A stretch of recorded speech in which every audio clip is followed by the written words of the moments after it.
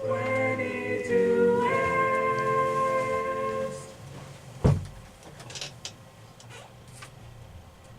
are 22S Radio, the next wave of K-Beach. 22S Radio is 22smedia.com and 88.1 FM KKJZ HD3 Long Beach, Los Angeles.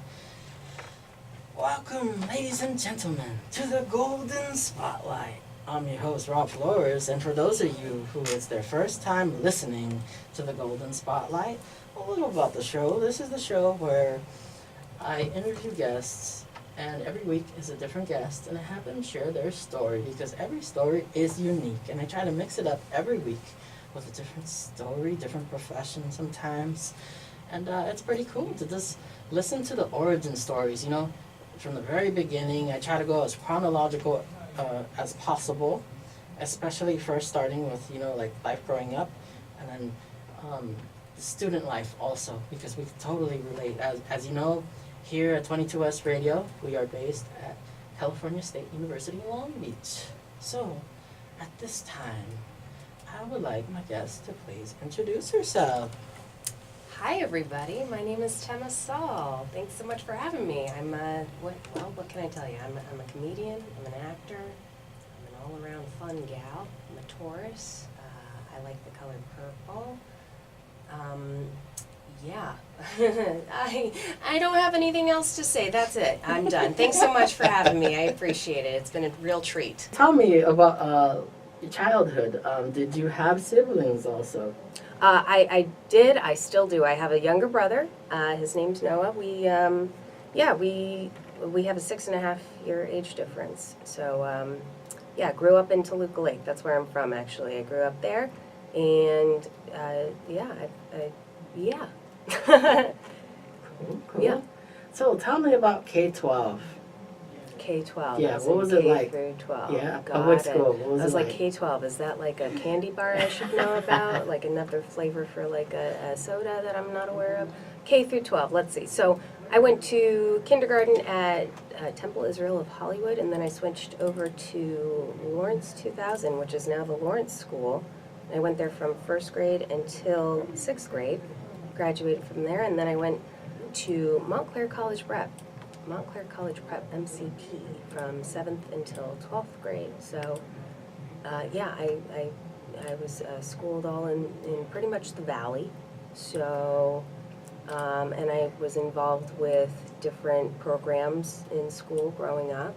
I definitely was very active in drama and theater, in extracurricular activities, sports, anything that was creative, arts and crafts stuff. But I definitely was a big theater kid growing up, for sure. So, and I did a summer program actually at CSUN at Cal State University Northridge, which might be a rival, I'm not sure, to Cal State University Long Beach. But in any case, they have a phenomenal theater program at CSUN. But during the summers, I did this program called Teenage Drama Workshop, aka TADWA, and I really did a lot of theater and dance and improv, a lot of real, it was conservative training for acting. So I did that summer program from the summer of between 7th and 8th grade to the summer after sophomore year in high school. So yeah, that was a big influential part actually of my training growing up in Los Angeles. I also was very involved with my high school with drama. I did plays through from my freshman year until my senior year in high school. And then my senior year of high school, I actually did an honors project where I produced and I starred in a play. It was not my own. I didn't write The Odd Couple, the female version, but I did star in it. I played Olive, which is it's the female version of Oscar. So, and if you guys remember The Odd Couple, you know, Walter Matthau and Jack Lemmon were the odd couple. So imagine me being a female version of Walter Matthau. It was great. So yeah, so I was very involved with theater arts and drama and acting growing up. In fact, I and I did training. I took acting classes, I took voice lessons. But my mom actually was very adamant about me not being a child star. She didn't want to actually take me to auditions. She didn't want me to have that whole life. Instead, she said, Dad and I are going to support you in the theater arts. You can do theater programs. You can do what's interesting for you, of course, but we want you to have a normal upbringing. My mom had no interest whatsoever in being a stage mom. And I actually really thank her for that, because I feel like I turned out pretty normal in that regard. Not to diss anyone who had a child acting career, but everyone's different. And for me, it was just not my path to pursue acting as a child, but rather I'm pursuing it now. So of course I'm working extra hard to do it. So during the K-12, when you were doing like plays and stuff, like how did that affect, like, well, did you like hang out with friends though? Did you have a social life at the same time, or how did that work?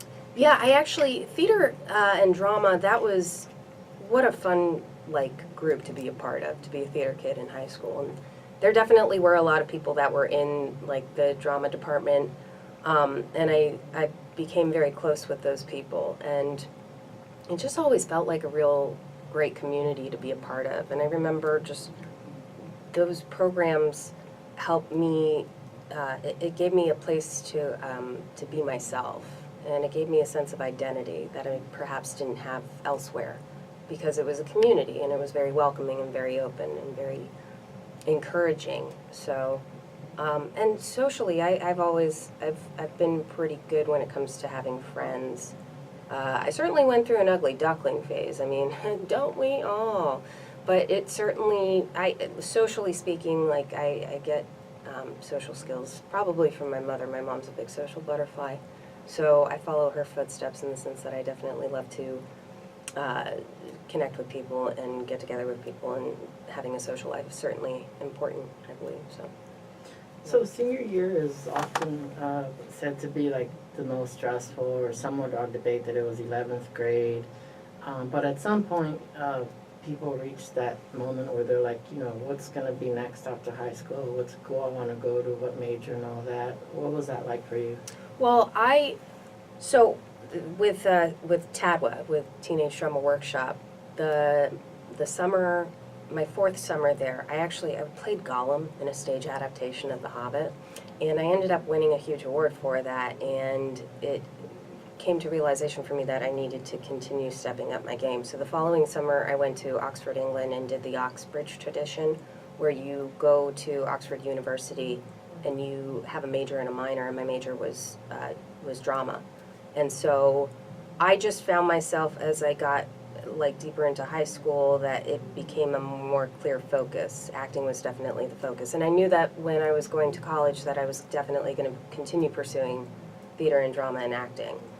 So when it came time to applying to schools in 12th grade, my first choice was Boston University, and I wanted to go to the School of Fine Arts because I wanted to eat, breathe, sleep, dream nothing but theater. I knew that acting was going to be my pursuit, my career.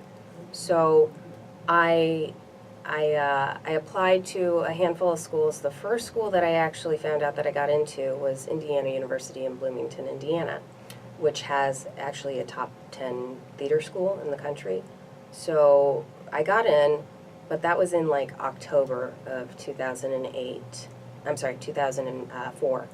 And then I found out in March 2005 that I did not get into Boston University, and I was miserable. I was so sad. I was just bummed out about the whole fact that I didn't get in, and I was like, what's going to happen? Where to next? And then I was like, oh, well, Indiana University was my second choice, and it always was like the go-to, but not because it was like, oh, well, I didn't get in here, so I might as well go here. No, it was, Indiana University had always been the college that was talked about a lot by other people that I knew that had gone there or had been going there. And there was always such warmth and such like joy that was brought to people's, that was just brought to people whenever they talked about IU. So I actually ended up choosing to go to Indiana University, I didn't even check out the school before orientation. The first time I even checked it out was orientation. So I pretty much decided to go to a college I had never visited before based on everyone else's exciting reviews about it. And then I went to orientation and I was like, yeah, no, this is the right fit for me. And I'm from Los Angeles, California originally, so it was one of those things where I knew I needed to get out of the state of California to get a collegiate experience, and I'm just grateful that my family truly supports that. So I didn't end up on the East Coast, but the plane did drop me off in the Midwest, so it worked out just fine. I went to the Midwest for college, and I couldn't be more grateful for it. I love Bloomington, Indiana. It's such a phenomenal college town. And I majored in theater and drama there, and I double majored. I did theater and drama and communications and culture, and I minored in Spanish. So I don't like to have a lot on my plate, clearly. So yeah, that was the process for me. I remember I hated, or I shouldn't say I hated, I strongly disliked the college application process, just because it was like it felt like a lot of busy work, a lot of grunt work. Like you have to put the time aside to prepare the essays and the letters of recommendation and you're it's like putting together like a press kit. It's like you got to sell yourself to the college that you want to go to. So it was fine for me. It just was looking back now, I'm like, wow, I'm glad that's over. So, but yeah. We'll be right back after this commercial break. 1 in 5 students on CSU campuses experience food insecurity while in college, according to a study commissioned by CSU Chancellor Timothy White. The Associated Student Beach Pantry operates as an official food pantry for Long Beach State students. The pantry provides non-perishable food items for students in need. Also housed in the beach pantry is the Student Swap Shop program, aimed at providing students with an opportunity to swap unneeded or old school supplies. The Student Beach Pantry exists on the generous donations of students, staff, community, and corporate giving. To donate, visit asicsulb.org and search Beach Pantry. Growing up, I was a huge wrestling fan. I'm still a kid at heart right now. And, well, what you may not know is wrestlers are also, comedians, actors, and more. And I'll tell you all about it. Tune in every Thursday at 10 a.m. to Beyond the Ropes on 22 West Radio.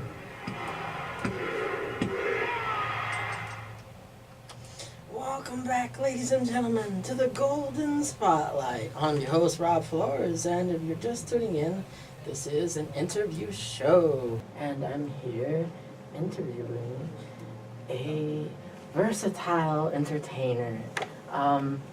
There's so much that I'd like to ask, but going back to your choice of your double major, tell us about how you got, the unique combination Of doing my double major. Uh-huh. So I was advised by my college advisor that, theater and drama, what are you going to do with that? You might as well pair it with something. So communications and culture was one that was thrown out, and I was like, oh yeah, that sounds good. Plus I love to talk, so why not make that a major? So it was definitely recommended to not just me, but a lot of people who were majoring in theater and drama. So that was the choice that I went with. And I decided to minor in Spanish because of the fact that when I actually got into Indiana University, you had to take placement tests to place for the first semester, and I tested into these.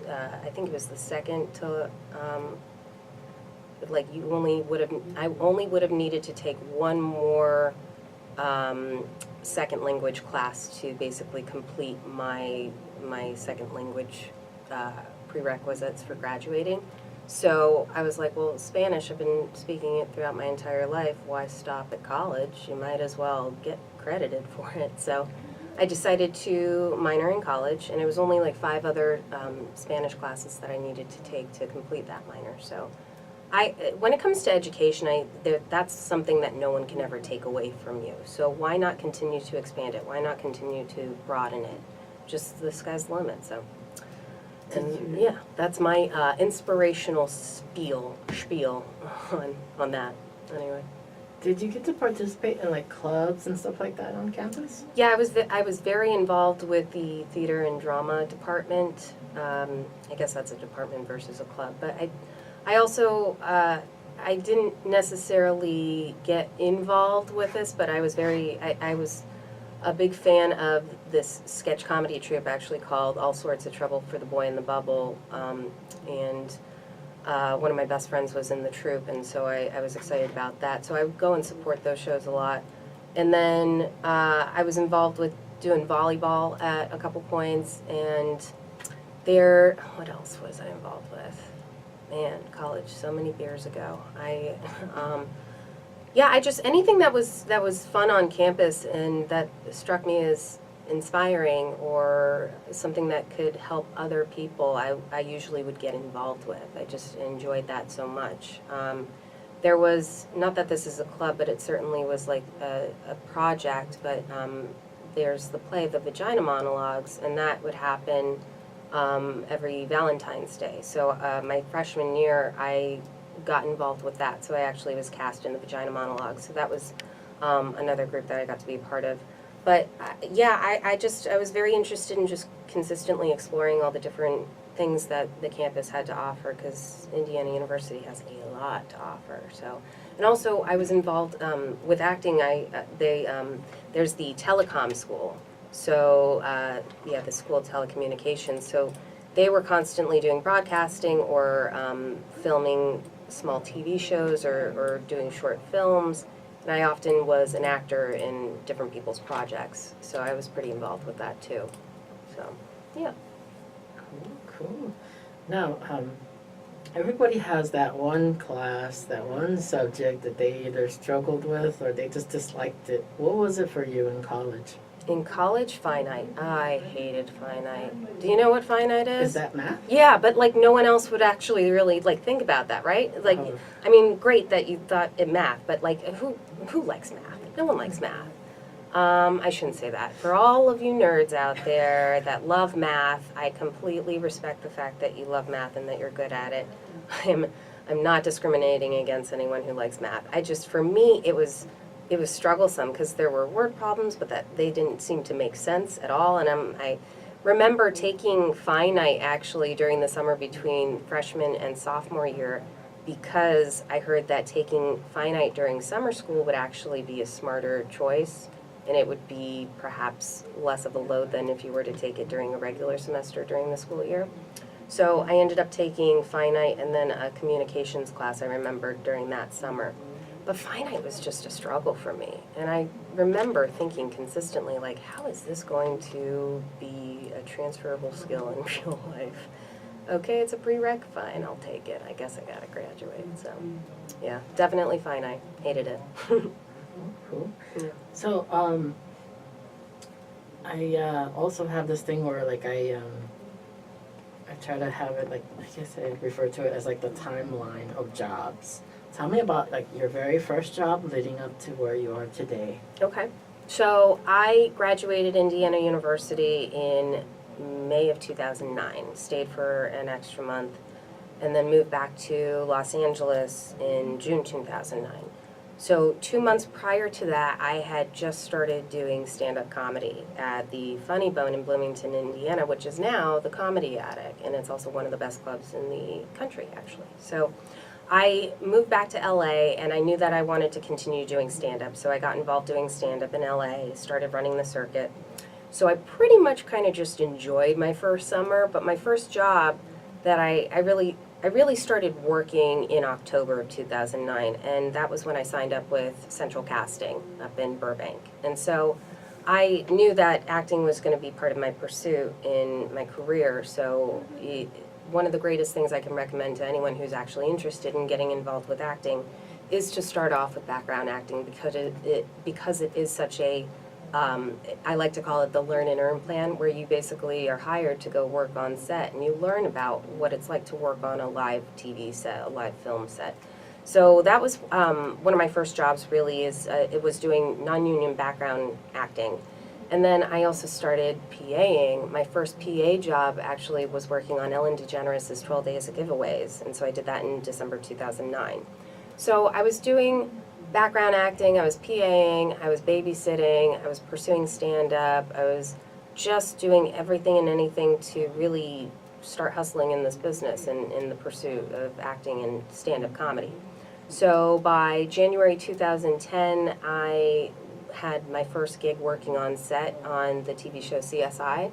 So it was season 10 that we were filming, and I remember we were at the Santa Monica Civic Arts Auditorium, and it was, we were filming this huge Rascal Flatts concert. So I just remember all the different parts and elements that were a part of this production. I was like completely blown away, but I was like, yeah, no, this is how I'm going to be able to learn a lot.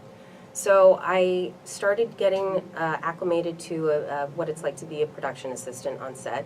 So I started doing a lot of PA gigs. I often was referred to different ADs, assistant directors, and was just getting hired as a day player working on different TV shows. And at the same time, I was also doing background acting. And then in February of 2010, I actually joined AFTRA, which is one of the unions. But just to give you a little side note, SAG-AFTRA is the actors union, which is, SAG and AFTRA are two unions, they merged.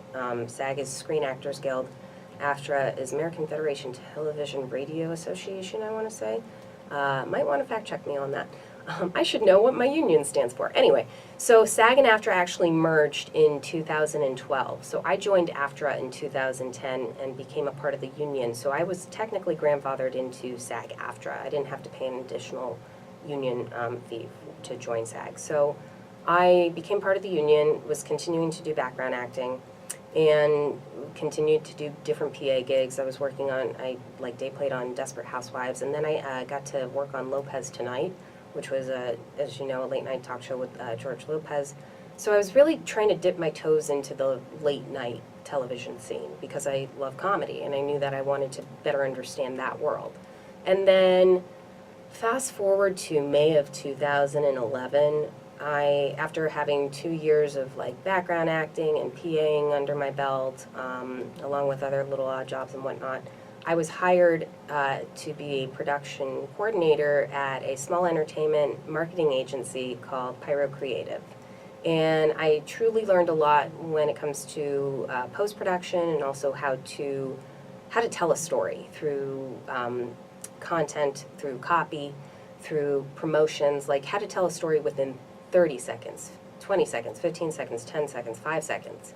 And that, I did that, I was in that job, I had that job for 2 years, and I learned a lot from editing with Final Cut Pro and Avid, to digitizing tapes, to writing copy, to just understanding wordplay and marketing, and just there was so much that was involved with that job, and it really helped set a strong foundation for me as a producer.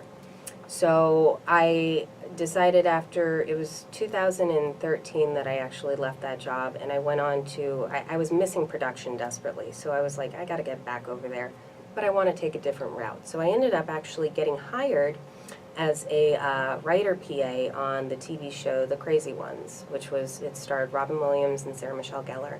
So I actually worked as the writer PA on that show. It was June 2013 until March of 2014. And then after that, I jumped onto the Winklers pilot, which never came to air. But that whole year really helped me come back to realizing that I needed to be a part of the creative aspect of production. And then after that pilot wrapped up with the Winklers, I actually ended up jumping on a plane and going to Germany and visiting one of my best friends from college. And after that, I got back and I was like, well, what's next? So I went through a period of time where I wasn't really sure what I was trying to do, and I was unemployed for a bit of time, and it was just me trying to figure things out and what I wanted to do and how to pursue my passion. And I ultimately ended up going back to my roots, where I reactivated my SAG-AFTRA account and I started doing background acting again. And it again, I was doing PA gigs, and I ended up just hustling. And then come January of 2015, I got hired to work on a pilot called Kevin from Work, and I was a set PA on that. And then after that, I worked on a pilot for Life in Pieces, and I was an office PA on that. And then I continued to do more background acting, and then I got hired actually for Kevin from Work as a full-time set staff PA, and that was it was May 2015 until August 2015. And I remember through that period, it was great because I was like, oh, this is a full-time set staff position, and it's like, oh, I worked very hard to get to this point. Now it feels great. But then I also realized that that was not my passion by any means. When you're a set PA, usually the direct route would be you have to get a certain amount of days to complete, and then you send in your book, which it consists of call sheets and pay stubs and other stuff to the DGA because you want to become an AD. I knew that wasn't my route. So I ended up saying, self, you got to pursue acting again. You got to instead of being behind camera, you got to get back in front of the camera.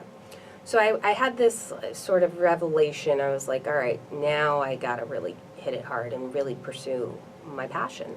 And that's it. And that's the word that really has driven me all throughout my life is passion, something that you're passionate about. So after I wrapped up on Kevin from Work, I actually I got involved with Beachbody. It was a program, a health weight loss program, and it helped me tremendously with understanding nutrition and exercise more, and just the program helped set a standard for my lifestyle in terms of healthier living. So I ended up losing about 25-30 pounds by being on that program. And because this industry is so much about how you look on camera, I knew that was important. But also I knew for myself I wanted to feel better about myself. So my life really kind of took a 180 after Kevin from Work wrapped up. And so I worked on the feature film The House, doing some background acting on that, but I was featured a lot in it, and it was some really good work days and stuff. And I did a little bit of set PAing throughout the rest of the year. But then fast forward to March of 2016. My friend Roger, who I worked with on Kevin from Work, he reached out to me and he said, hey, Tema, I got this gig. It's on a new TV show for Showtime called Roadies, and it's got Cameron Crowe at the helm. I need a PA for 2 weeks. Are you in? Or are you out? And I said, well, that sounds pretty cool. I'm in. So the first day that we actually shot for Roadies was out in Ontario. It was on a Tuesday. My call time was 6 a.m. It was one of the longest days I've ever worked. But that first day, on that Tuesday, we were setting up a shot in the middle of this auditorium in Ontario, or an arena rather. And I remember we were setting up the shot for the scene, and my second AD at the time, she said, Tema, come over here and stand in for Keisha, or stand in for Donna. So I went and I stood in that position, and as camera grip and electric are setting up the shot for the scene, I'm looking around this huge arena, and I'm thinking to myself, standing in, well, that's the job I'd rather have than PA. I mean, that's geared towards what I'm trying to go after. So they call for first team, and first team, for those of you who don't know that, those are the actors. Those are the principal actors. So they call for first team, and the girl who was playing Donna, her name's Keisha Castle Hughes, she comes over to me, and we both look at each other, and we have this moment of wow, we both look a lot like each other. And just a great energy, a very lovely spirit, and I introduced myself, and then after that, I basically realized that they didn't have a set stand-in for Donna, for the character of Donna. So I said to my second AD on Thursday that I noticed that for the advanced call sheet that you guys don't have a stand-in for this character. I'm available. I know that someone else is going to be coming into PA. I'm paid up SAG-AFTRA. I'd love to be considered for the job. And long story short, I started PAing on Tuesday, and by Friday I started standing in full-time on Roadies. So Roadies was a big stepping stone for me because it helped get me from being a PA up to being a full-time stand-in. And I started standing in full-time on Roadies. And then after that, that's when I ended up getting a full-time standing-in gig on the TV show Life in Pieces, which has been my full-time job, actually, since season 2. So I work on the TV show Life in Pieces as a stand-in. I stand in for Zoe Lister-Jones, who's one of the characters on the show. And I'm a utility stand-in as well. But we film, typically it's from August until March. So it's like, 6 to 7 months of filming throughout the year, and then about 5-ish months of hiatus time. So we're actually wrapping up hiatus. I go back to work, yay, on August 27th, which will be nice for season 4. So that's kind of where I'm at in terms of where my career is with like an actual job and working an actual job. That's the other thing, and I know I've been rambling a lot, but what was always very important to me, I didn't want to get a barista job. I didn't want to get a retail job. I really wanted to stay in the entertainment industry. I wanted to work in any sort of capacity in the entertainment industry, and I knew eventually that I'd be able to hone closer into what it is that, makes me happier. And for me, I love being on set. So a stand-in gig is a really great gig. And it's definitely been a lot of fun, and I've had opportunities. In fact, with Life in Pieces, I've been upgraded twice for 2 different voiceover roles.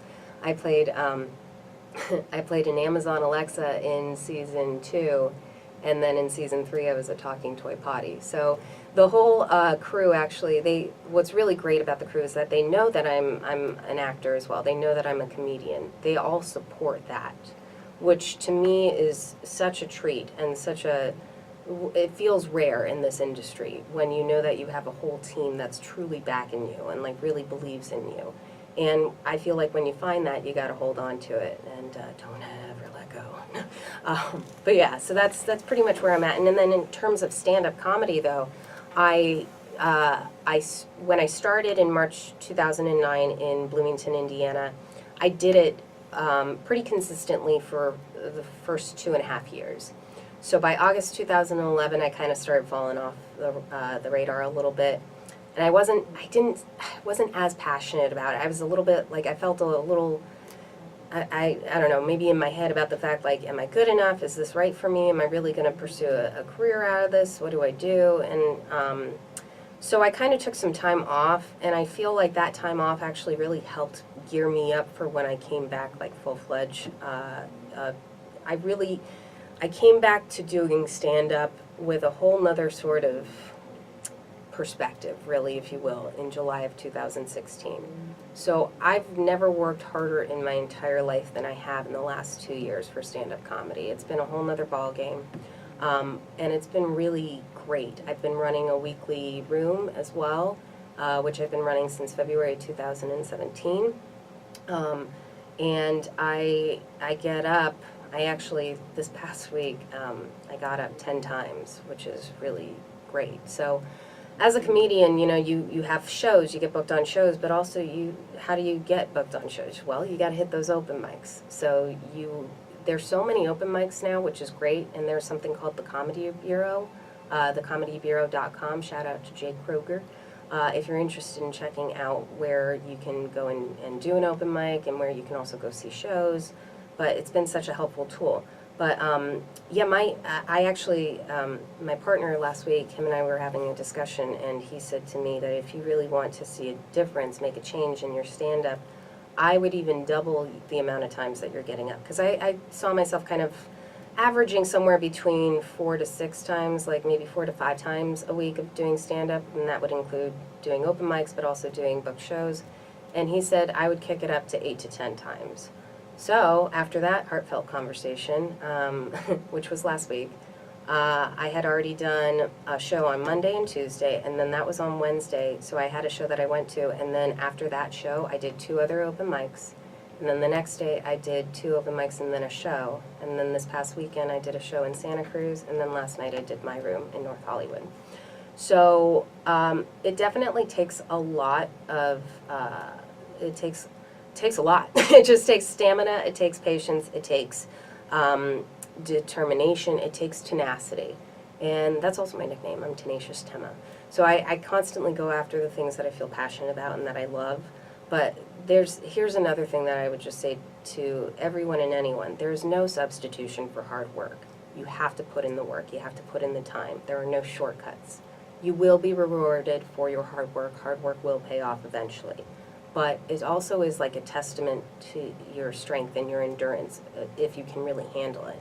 And looking back on when I did stand-up, you know, what it was 8 to 9 years ago when I had first started out, like that mentality back then compared to where I'm at now, completely different. It's completely different. And I feel like over time I also gained a whole nother just sense of confidence and strength in myself as a human being and myself as a person who loves to entertain folks. Like it's like things just change as you get older, you know, your priorities change, your demeanor, like, not your demeanor, I don't know, if your demeanor changes, then that maybe might be a problem, but I don't know.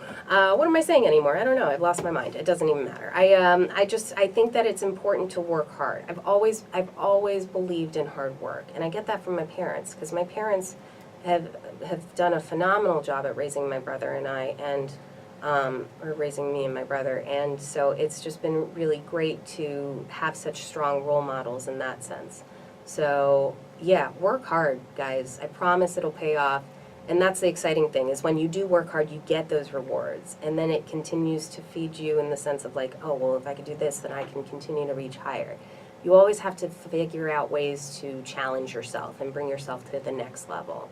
So yeah, that's the thing, is like, this is a business that if you really care about it and if you really want to succeed in it, this is something that another producer once told me long ago. He said, you have to show up, work hard, and be likable. And the rest will follow. I mean, obviously be talented, but it certainly is important, especially in this industry, that you have those traits, that you show up, work hard, and be likable. So when you're working on set for 12 plus hours a day, you don't want to work with people that you don't like. You want to work with people that you get along with, that you enjoy being around. And it just makes the whole experience that much more fun. And also there's that saying, like, if you love what you do, you'll never have to work another day in your life. And I feel like I've reached that point, thank God. It's an amazing thing. I mean, I remember sitting in my apartment, I think during unemployment, when I was like thinking to myself, gosh, if I could just get paid to do what I love to do.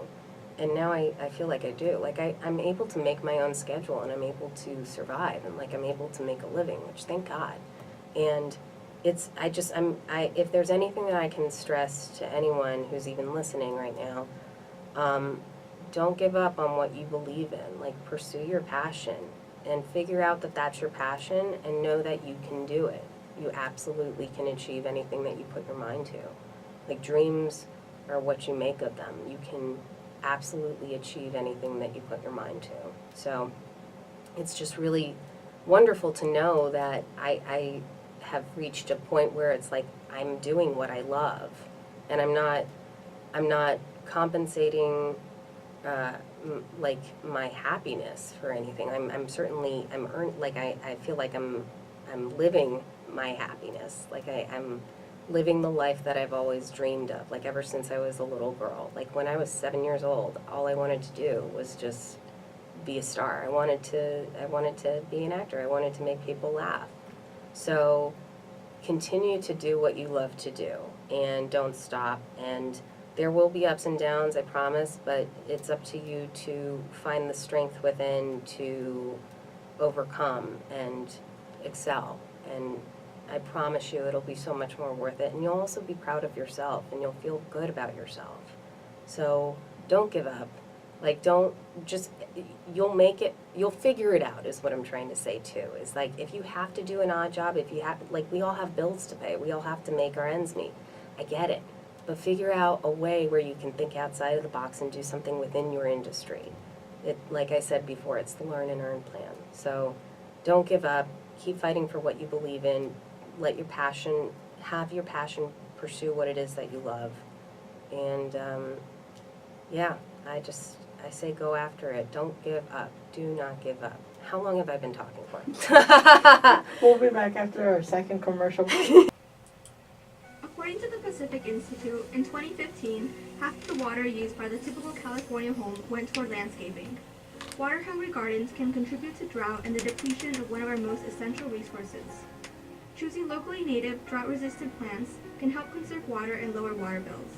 These plants are able to flourish with little water and despite high temperatures, requiring low maintenance. To find a list of drought-resistant plants native to your region, visit cnps.org. This message has been brought to you by the Environmental Nature Center. And welcome back, ladies and gentlemen, to the Golden Spotlight. I'm your host, Rob Flores, and we are live from 22 West Radio, located at California State University, Long Beach. Ladies and gentlemen, you can find all my interviews. If you missed a portion of today's episode, if you're just tuning in, or you want to hear any of my other interviews, feel free to go to my blog, which is robfloresmedia.com. So, I'm back here with my guest. So, how can people contact you? Well, I can't give out my number. I apologize. That's a little too much. People can find me, though, on Facebook and Twitter and Instagram at Tema Louise. It's TEMALOUISE. And you can also visit my website at temalouise.com. And let's see, I run a couple shows. I produce the 420 Friendly Comedy Show at the Wake and Bake Breakfast Club on Sunday nights, every Sunday night in North Hollywood from 8 p.m. until 12 a.m. We have a book show from 8:30 until 10 p.m. and then we have an open mic afterwards from 10 p.m. until 12 a.m. And then I also produce a monthly show at the Comedy Store, the world-famous Comedy Store on Sunset Boulevard. It's a show called Pants, featuring all the best ladies in the biz, the funniest ladies working in the biz. So you could check that out as well. And you can also follow my show at the 420 Friendly Comedy Show on Instagram and Facebook. And then on Twitter, it's at Wake and Bake Comedy. And I'm pretty sure that that's it. Yeah. Oh, cool. Follow me. So the other question I ask my guests is, okay, it's a two-part question. It's what would you like your legacy to be, and where do you see yourself after retirement? Oh my God. After retirement, hopefully on an island, a private island, or maybe a piece of land in Costa Rica. Who knows? My legacy, I want to be able to, I want to make people feel better about themselves and inspire people to know that they can be the best versions of themselves. So I want to make people laugh all around the world. I want to entertain and move people all around the world. So, and that is the legacy that I hope to leave behind, is to know that I've made a difference in someone's life and helped make them feel better about who they are, but also to know that they can be the best version of themselves and to never stop fighting for what they believe in. And yeah, I just feel strongly about making a difference in the world, whether it's the tiniest bit of capacity or if it's a really huge movement. But certainly through comedy and through art, that is certainly my hope. Cool. Let's see. Oh my gosh, time goes by so fast. We have like 6-7 minutes. There's so much I'd like to try to still ask. Yeah, please. So, okay, you know a ton of instruments of stuff. Like, I know especially the ukulele. Tell us about, your experience with, how long have you known, like, how to play all those? So the ukulele actually was a happen chance. I was inspired from working on roadies. There was a guy who was a prop assistant, and he always was tuning up the guitars, and there was this one time he would bring out the ukulele and start playing it. And I just remember it being such a fascinating instrument. And so in October of 2016, I woke up one morning and I was like, well, today's the day I'm going to buy a ukulele. So I went to a secondhand music shop. I found a ukulele, named her Yuki Ono, brought her home, and I had a show that night. And I remember when I got home, it was like 3 in the afternoon, the show was at 8 o'clock. And I actually was able to write the very first verse of my first original song called Get to Know My Brain, which is about getting back into the dating game. So I wrote that first verse and I performed it that night. And I remember it getting such a great response that I went home that night and I finished writing the song until about 5 in the morning. And then that following night I was hosting a show for So Far Sounds, and I performed that song after I had, been practicing it all day. And it was just one of the best feelings I had ever experienced in my life, because I realized that I was able to tap into a completely different skill set that I had no idea that I had. And I had been inspired by music all throughout my life. I love music and I love to sing, but it was one of those just really lucky sort of situations where I was like, this is an instrument that seems like fun. I should start playing it. So I started composing different songs. Like, I just started teaching myself different chords on the uke, and I slowly started coming up with these ideas and these premises, and I started writing songs. So as of today, I have 8 originally written songs. I have 1 original music video, actually, that's on YouTube, and you guys could find it. It's called Chronica. And it's been a wonderful experience for me, and it's really, music is just such a big part of my life, so it was really awesome to be able to tap into that. And I continue to also play and create music for that, so. You mentioned also about how, like, you were still trying to, like, make up your mind. So, like, it's the whole idea that it's never too late to, like, if you change your mind here and there of what you want to do and stuff. And also what I've noticed, too, is, the whole idea that your major doesn't define where exactly your specific job will be. If you could tell us more about that, I think that, well, first of all, I had mentioned earlier in the interview that education is something that no one can take away from you. You develop transferable skills in life. So I say that whatever it is that you learn, figure out a way where you can take that and apply it to your job. And it won't necessarily be a carbon copy of it. And because if that were the case, we'd all have the easiest life possible. Like, it'd be so much easier. But I think that it's important to study what it is, something that you really love and enjoy and are passionate about, and then you can apply that to some degree later in life. I think that's how I feel about it. There's not much else to it. One more thing, also, I noticed also on social media, Preacher Lawson, likes all your stuff. Did you meet him? How did that work? I love Preacher Lawson. You're a fan of Preacher Lawson? Yeah, I saw him on, I believe it was America's Got Talent. That's right. Got a shout out to that. Preacher Lawson is a phenomenal human being. I love him dearly. He's a good friend of mine. He's done my room a couple times. He's also been on my Wake and Bake podcast. He's also one of the funniest men alive, but he's also a huge inspiration, not only to me, but to so many people. He's he's very active, he's very mindful when it comes to health, he's vegan. He challenged me, actually. I went and did the Culver City Stairs with him one time, and I don't know if you've ever done the Culver City Stairs, but I went up once, and then he's like, all right, let's go back, let's go do it again. And I was like, oh man, all right, fine. And at the second time, I was like, yeah, I think I'm good. And then, like, another friend of ours met up with us, and then he's like, all right, you ready? And I was like, all right, let's do it. Let's go for times 3. That's fine. So he actually really inspired me to continue to push myself. Like, not to the point where I was gonna keel over, but certainly to the point where it's like, believe in yourself. Keep pushing. Keep going. Keep going. He's he's very motivational, and I love him for that. He's definitely someone who I admire and I respect and look up to when it comes to that. But I love Preacher Lawson. He's a great friend of mine. He's great. So shout out to Preacher Lawson, y'all.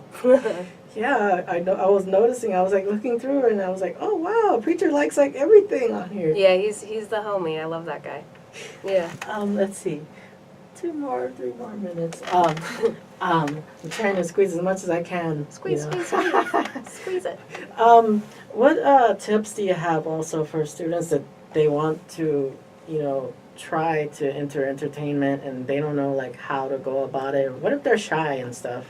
Well, a lot of this business also is actually, it's networking and being able to meet people and connect with people. So if you're shy, I would figure out how to not be, because you do have to take it upon yourself. You have to be proactive in this industry. There's no question about it. You can't expect things to just fall into your lap. Sometimes it happens, but you can't rely on that.